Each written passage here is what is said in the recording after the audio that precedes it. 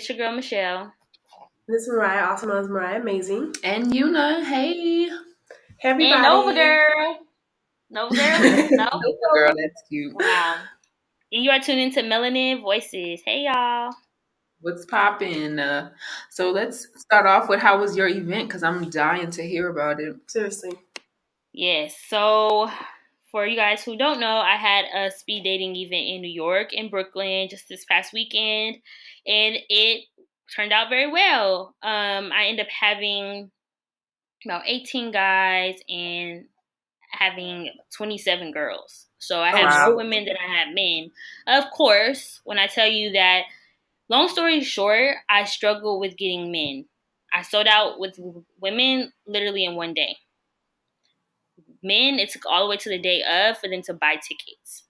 I had to go all the way to the extreme of literally going down Flatbush in Brooklyn, which people in New York know where that's at. It's like a really poppy area, Flatbush, and handed out flyers. Like, I went into barbershops, I went into cafes, I met dudes on the street, had to use my, finesse and be like, yo, come to this thing.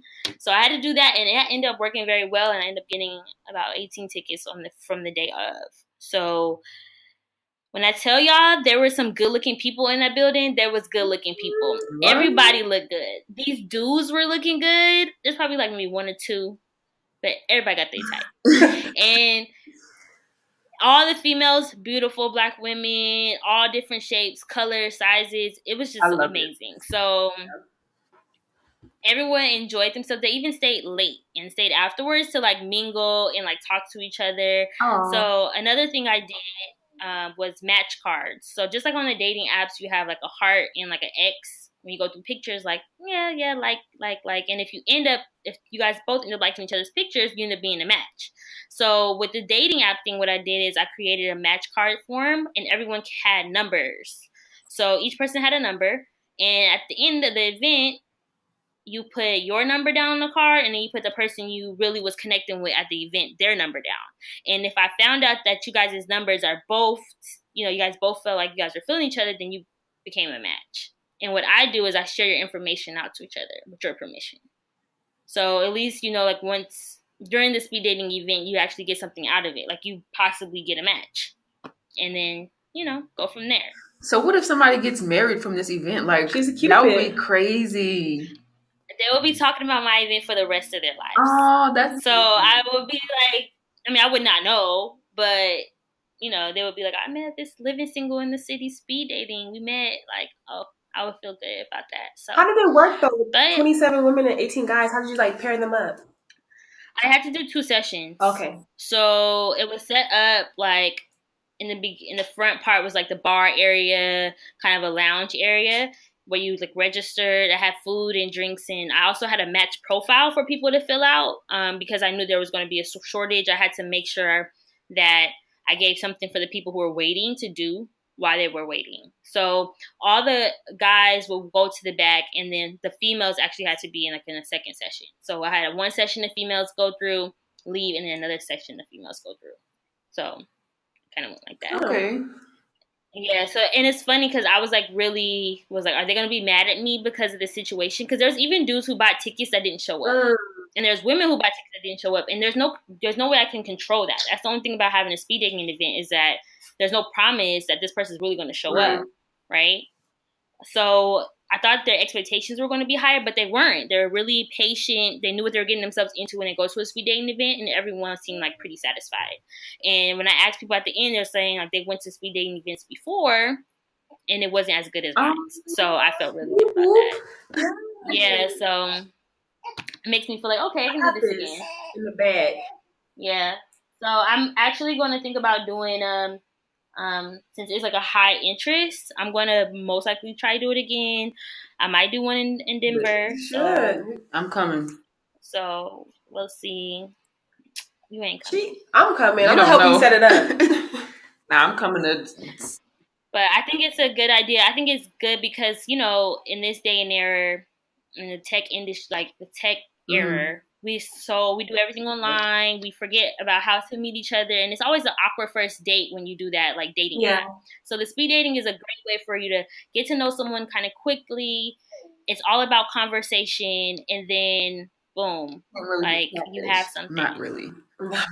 Yeah, it's not really. Yeah, it's great. So I really enjoyed it, and I'm happy it's something that like melanin people don't do speed dating. So when I proposed that here, and they were like, "I don't want to do that because I know everybody here." Like, but you don't know everybody here. Not really. You probably know everybody in Denver, and you don't know everybody in Denver. People move here every day. Literally. Yeah, and the thing is that you won't be targeting the same crowd of people. You target people from different backgrounds, different ethnicities. You go to those places where people who don't go out, you know, who actually are really great people, who are doing something great, right? And you put those people together and you be like, wow, like this is a great thing. So I think it would be great to do it in Denver. I think you're going to introduce people to people who they never spoke to before. Exactly. And it's possible. It's possible. So yeah, that's kind of a quick thing I had a really busy week. I have 2 more things. I'm going to go quick. My second thing is, y'all know I was getting ready. Someone had moved out one of my units, and I've been working on it literally 24 hours all day, every day. Finally got someone in, and I gave her the keys yesterday. Young professional, 26-year-old, like in med school. So like, wow, that's awesome. Yeah, so she seemed like she's going to be great. And then I have my third thing is I just joined. I'm the brand ambassador of New York for Millennial Wives Club. We were talking about that last week. Yeah, so I'm so excited to like announce it and get started and get to meet all these like great women and start throwing more events. So this is also a great segue for me networking to start more events and things like that. Because starting in 2 weeks, I'll be working on getting my bridal consultation. I mean, being a bridal consultant. Oh, wow. So I'll be, So that's what I'll be doing by July 15th. I'll be working on getting my license in bridal consulting. So, yes, she's literally keeping. I'm out here like doing the most, but I'm like happy that stuff is like finally starting to come to fruition for all the things that I said I wanted to do. So, yep. There goes my stuff, which I've been doing. Well, we can't go after that. Right, I'm saying I can't compare. Let's move on into a message or something. No, Virginia moved here to Denver, you guys. So that's big news, I suppose. Is it good? You're a manager now, huh? Yes. She's a manager. Wow, I don't care. She's mad, y'all. As you can tell. I'm dead. Stop being like that. So I just moved to Denver like literally 2 days ago. I haven't started work yet. I start on Sunday.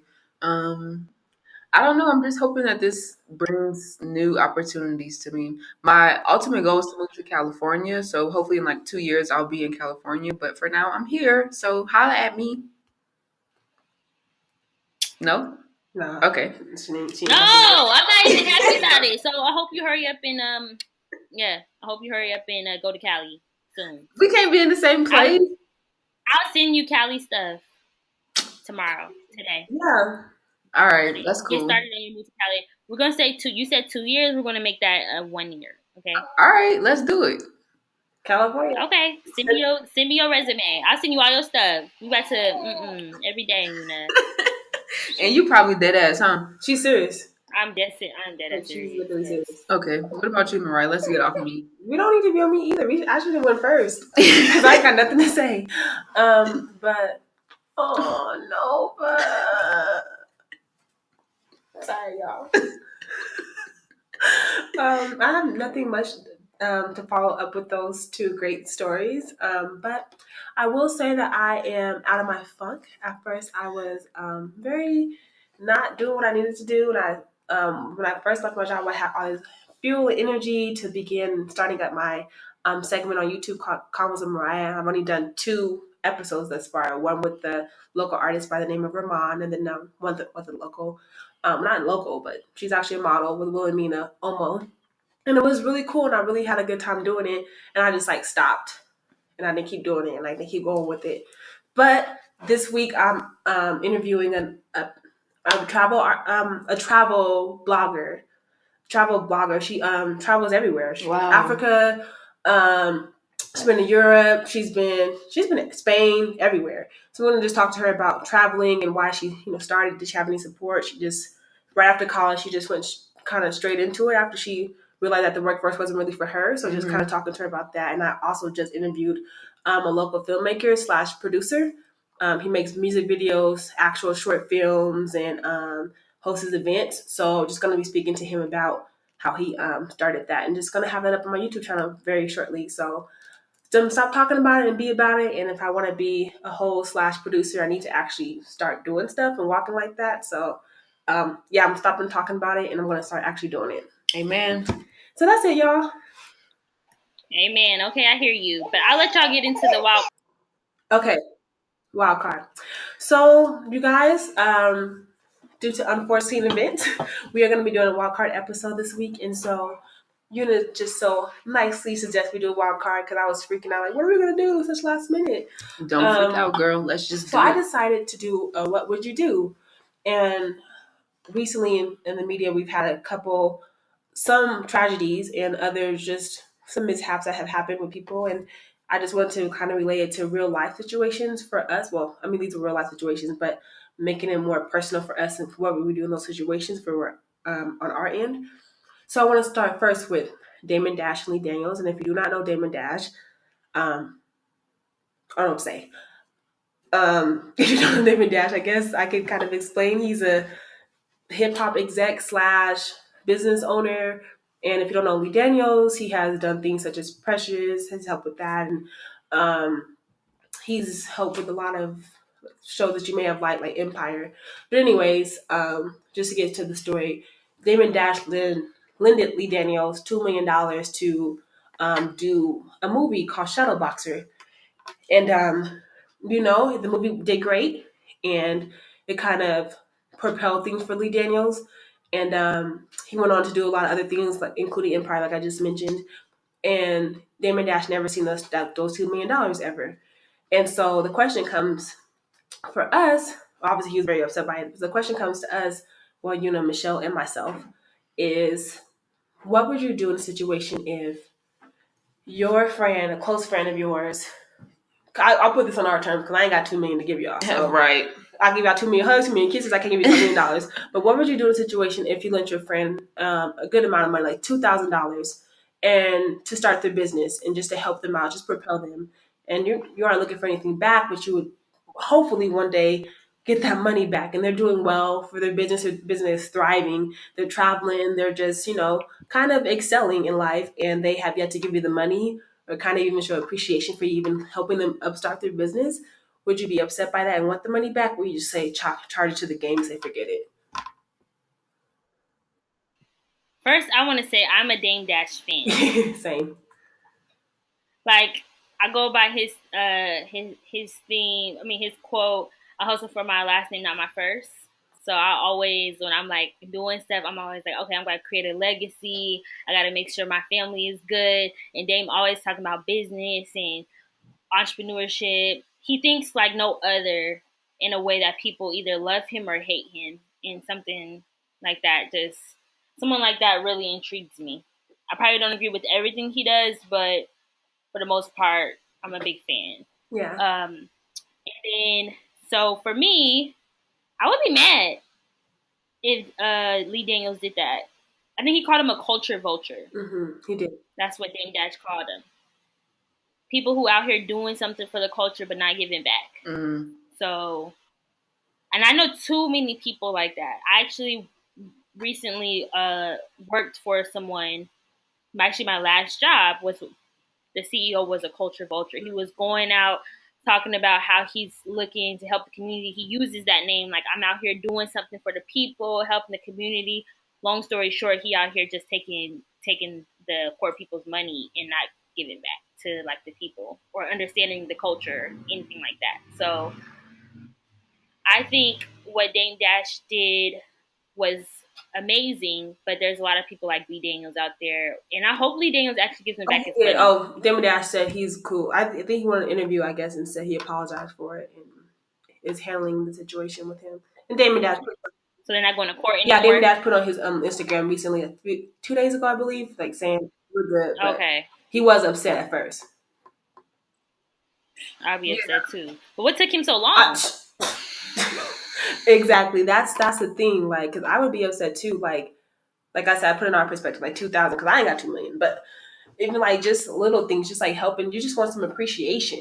And for you to just take someone's money and just like not even appreciate it and just kind of act like they had no doing with their success and kind of like, I don't know. Personally, for me, I just don't know. Like, to put it in my perspective, say, I know Michelle had mentioned this a few times, like, hey, you can come out here, got you with a little bit, you know what I mean? And for me to go out there and, just take, and just never give, like, you know what I mean? And just be like, oh, well, No, I don't get it. No, no, whatever. But no. like, just little things, like, But you have to put your at some point.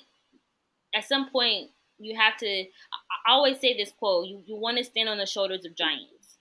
And I'm not a giant at Yes. all by any means, not yet.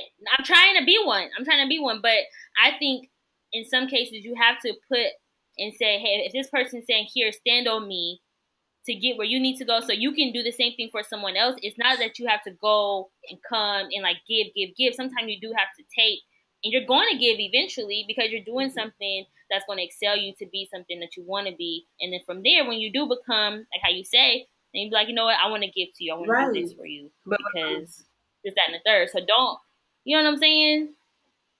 You're not. So no, I what if don't I get what give you're you saying, that phone and I Mariah. was like, all right, But fuck Michelle, I got sure. what I got, and left.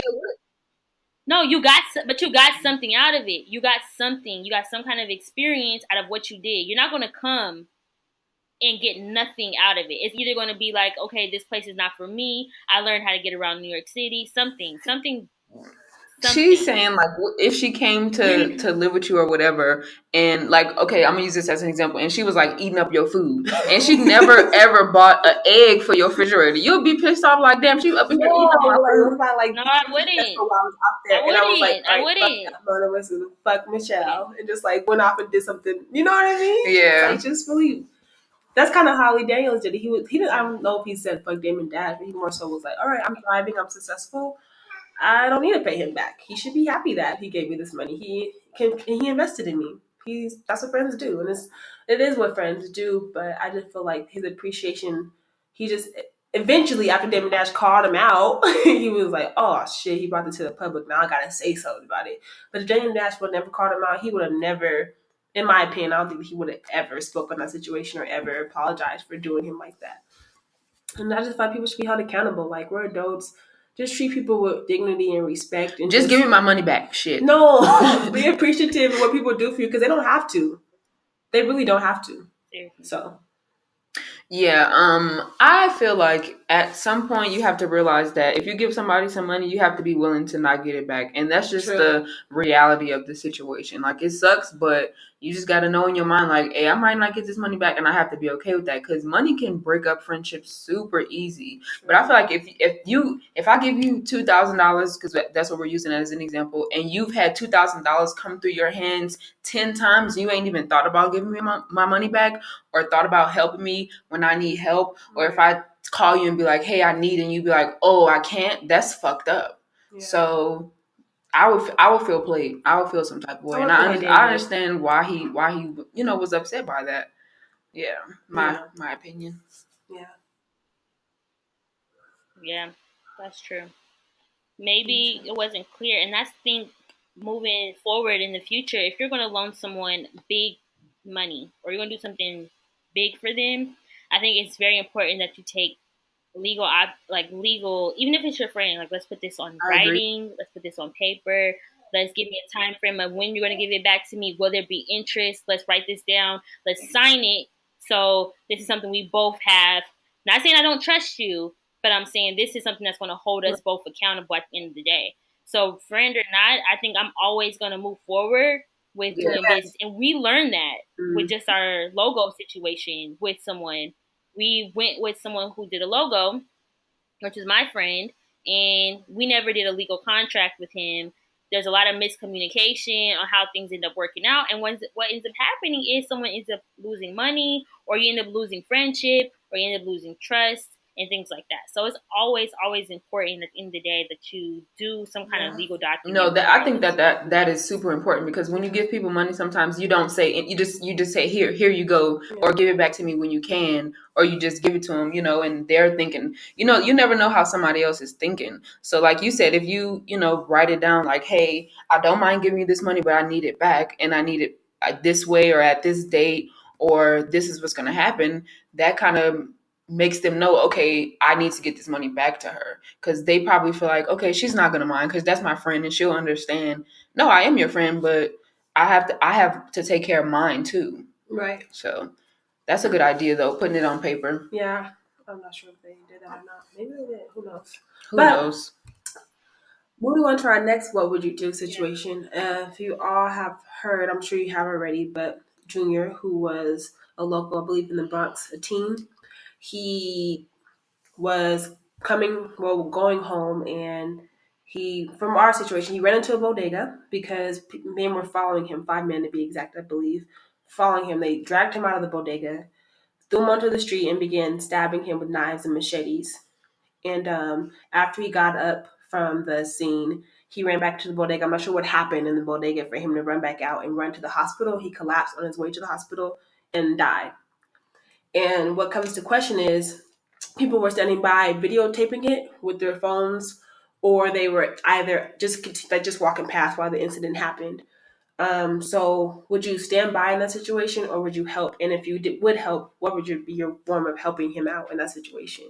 Yeah, I want to start off by saying the people that were in the bodega that he ran into made a statement saying that the reason that they kicked him out or whatever is because they had a long day and they were trying to get home to their families. But it's like, if you see this boy who's bleeding, because at that point he was bleeding to death, why would you want to kick him out and let him fend for himself? You know what I'm saying? Right. You could have easily locked the door, called the police, whatever. I understand that you don't want to put yourself in immediate danger, but I feel like there was more than that they could do. And if I was a person who was standing on the street, I may not have inserted myself directly, because that puts my life in danger as well. But at least the least you could do is call the police or something. True. Or he had to run to the hospital. There is no way on earth somebody should have to run to the hospital. That's not okay to me.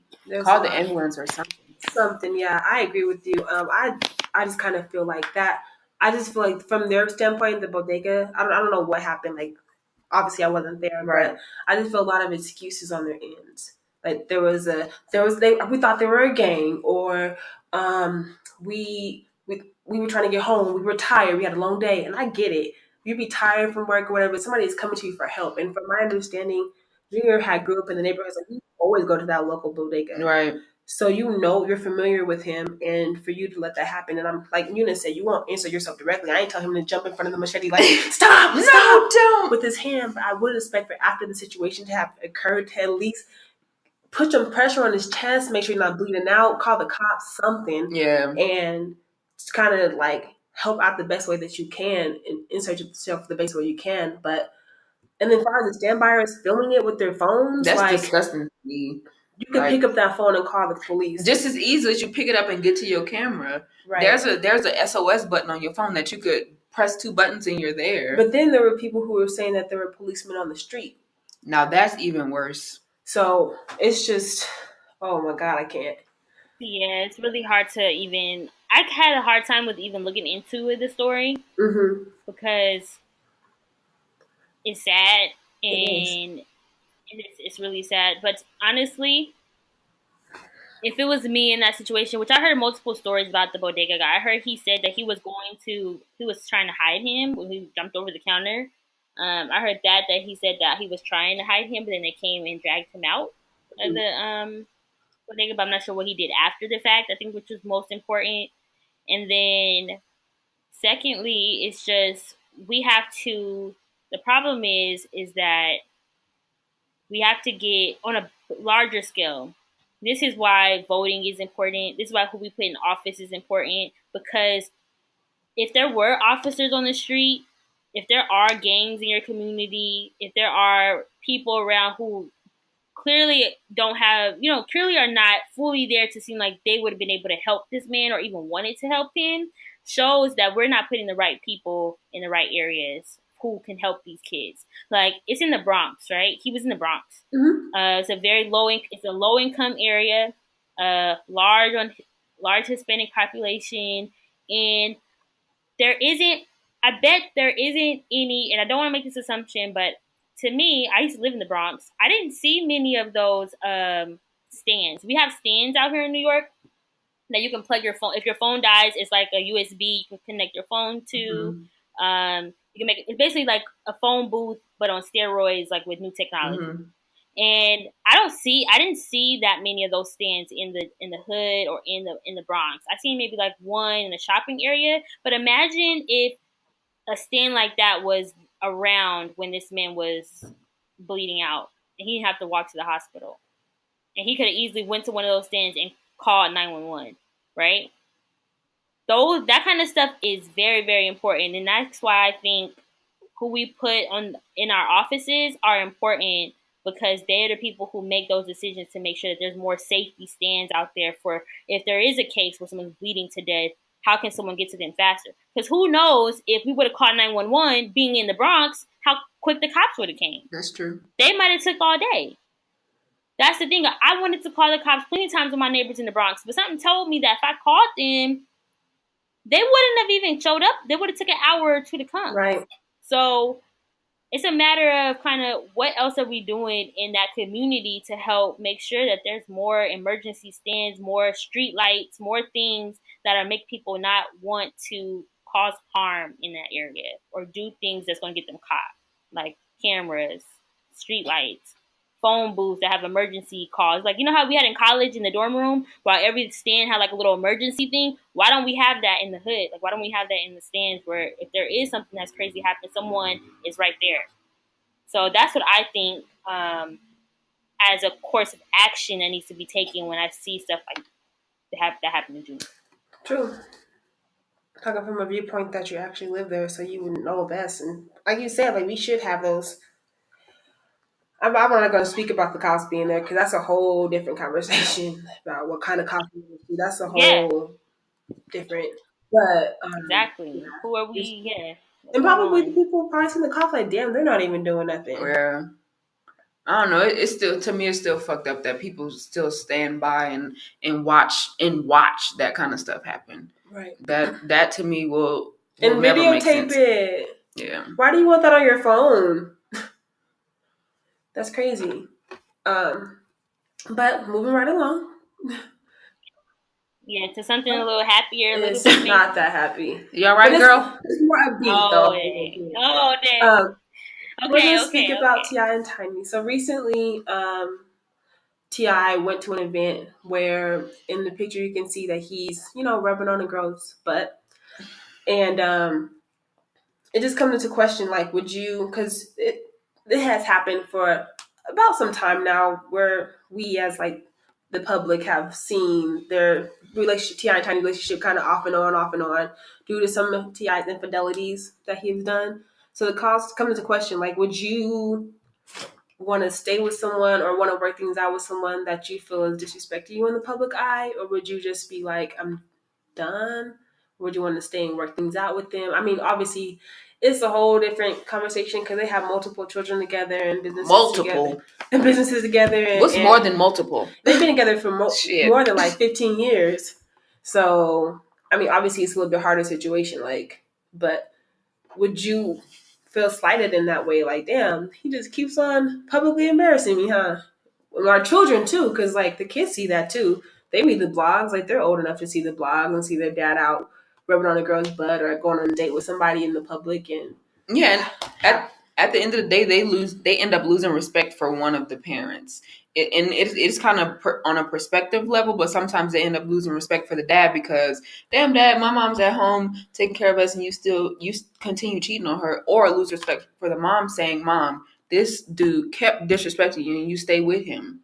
So it's like it's kind of selfish on his part to keep doing that, like, unless they have some kind of understanding, which, I mean, we don't know. We don't. Because you never know what kind of thing that they're going on, but it's just, to us, it's like, well, goddamn, you just was out here talking about how we need to be family men and all this kind of stuff, but then you out here grabbing ass. So what's really up? and smiling. I have two things a little bit because I like playing devil's advocate, or this is what I recommend. So clearly, I think from the facial expression that Ti showed when the camera he was smiling, right? So there's one thing. Ti and Tiny either clearly have an understanding where they, at the end of the day, they out here having fun. Okay, so I don't know what it is, but they have. To me, I'm pretty sure Ti and Tiny have a very understanding. They have done some things together as a couple that probably are not are outside of the relationship norms or marriage norms. I believe. So I recommend that to me, they need to clearly have a show or go to therapy, get some money out of this, make some money because clearly people care about your relationship and your story. Have a show, talk about your open relationship or your whatever y'all got going on, your open marriage or whatever the case may be, so people can understand. Put your kids on the show, let them know. Let us see, talk to your kids about how mommy and daddy out here having fun and marriage is hard. And if you've been together for 18 years, you need to grab some different booty here and there. Okay? Or, I don't even know if Tiny even feels embarrassed. Honestly, we don't even know if she even cares. Probably doesn't. At this point. She's like probably just numb to it. That's what I'm saying. Or Tiny has opened, or Tiny as a woman has opened up a door that she can't close. When you open up a door, like we've heard in the past that they let other women into their bedroom, right? So once you, as a woman, you open that door and say, you know what, I'm willing to have another woman be in the bedroom with us. You open a door for other opportunities, other things to happen. So if you give a mouse a cookie, he's gonna ask for some milk.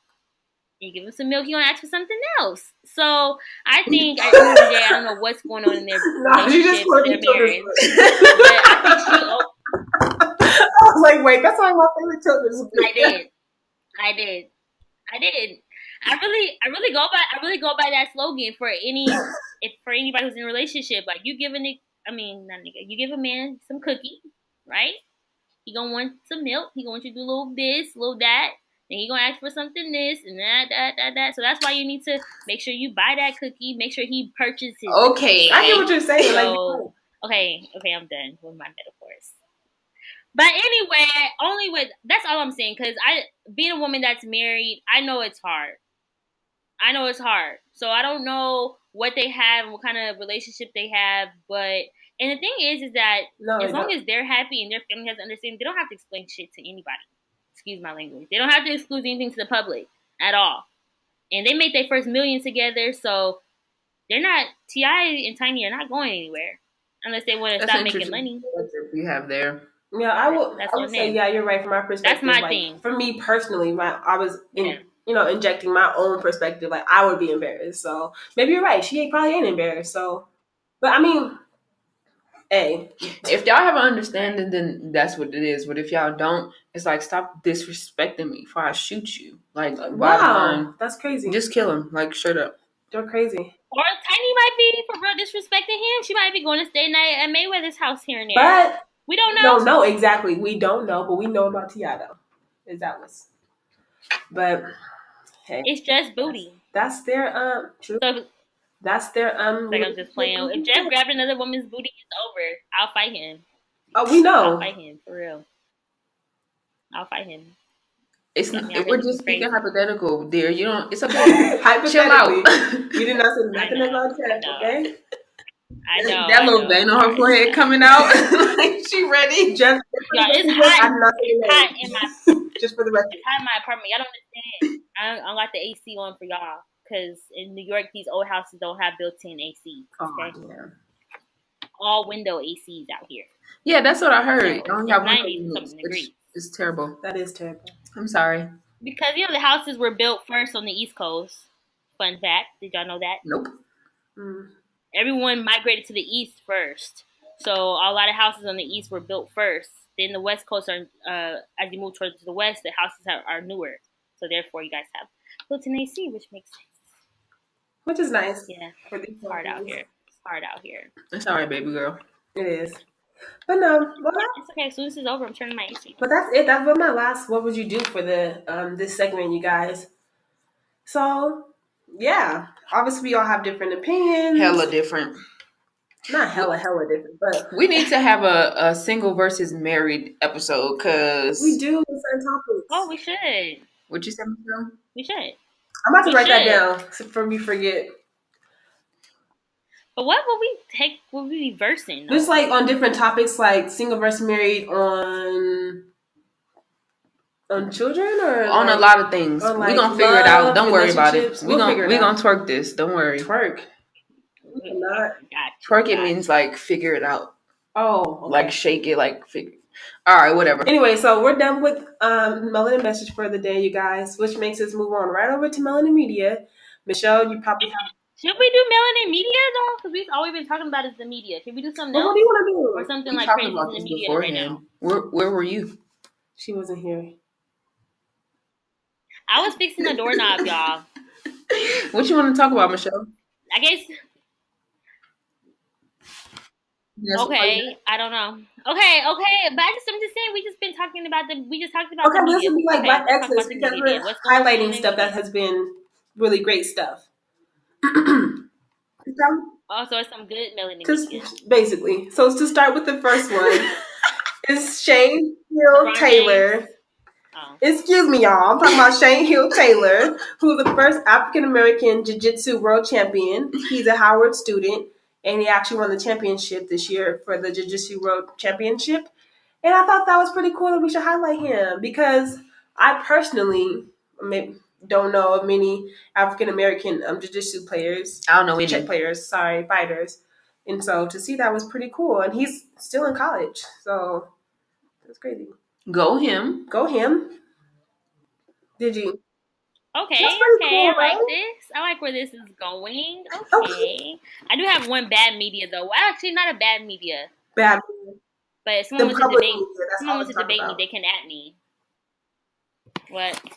But yeah, that one, and then I wanted to talk about also our other one that we had was just highlighting the first Black woman on the New York Stock Exchange floor, who happened to be Muriel. She's a trader on the New York Stock Exchange floor. I'm not sure exactly what they do because I don't know about stock exchange like that. But I know she's the first Black woman on the floor, and she's only 23 years old.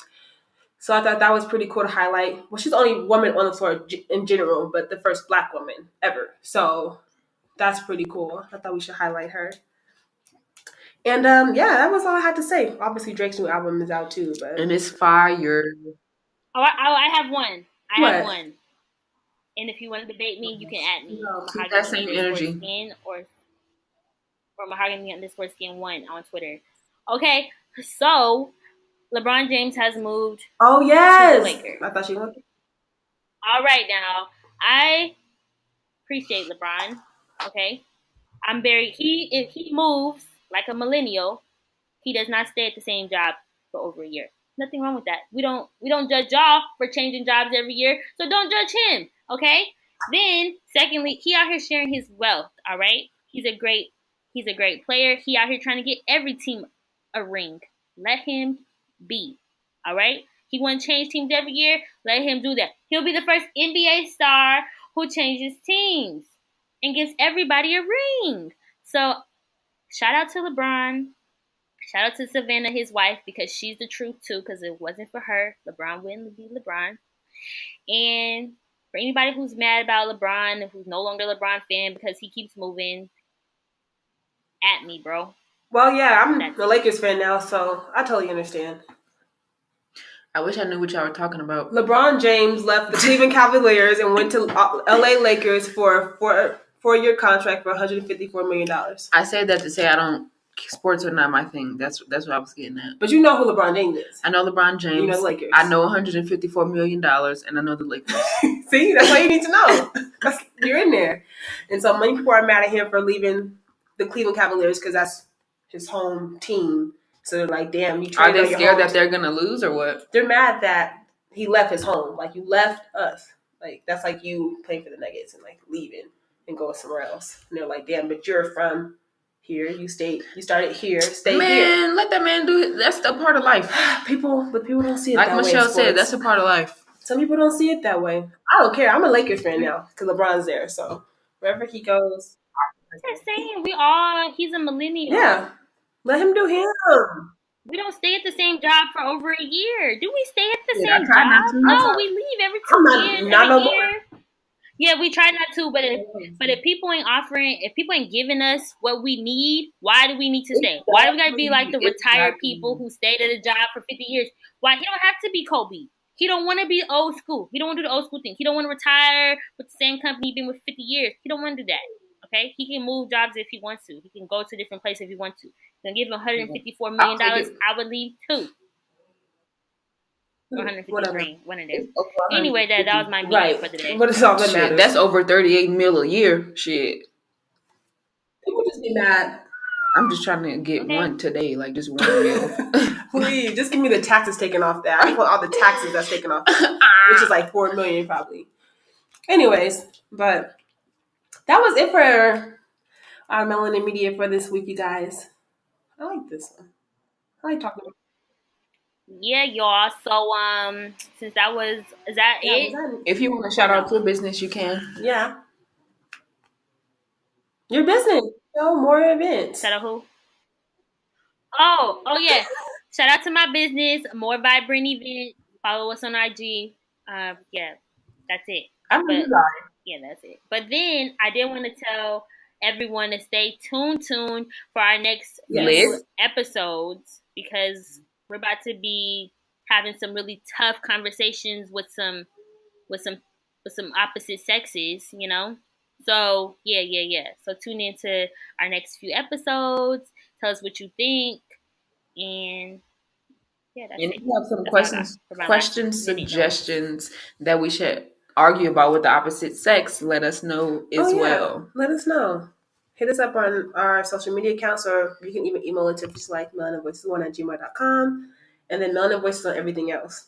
And if you send a question, I'll give you $1 for each question. Straight up, Cash App. So I'm gonna send you 2 questions after we get out. Not you. I can go to 7-Eleven, give me a few things. Y'all have a 7-Eleven out there? There's only like 2 or 3, but I get happy when I see 7-Elevens out here, because all there is bodega. It's all corner stores. That's it. Like, there's a lot of those, but not a lot of 7-Elevens. So. Well, y'all can't get $1, but anybody else. You didn't even specify. I'm specifying now. Too late. Shit. Anyway, I have to hurry up. Bye, everybody. Have a good week. We'll talk to y'all later. Yeah, we love y'all. Peace. Peace.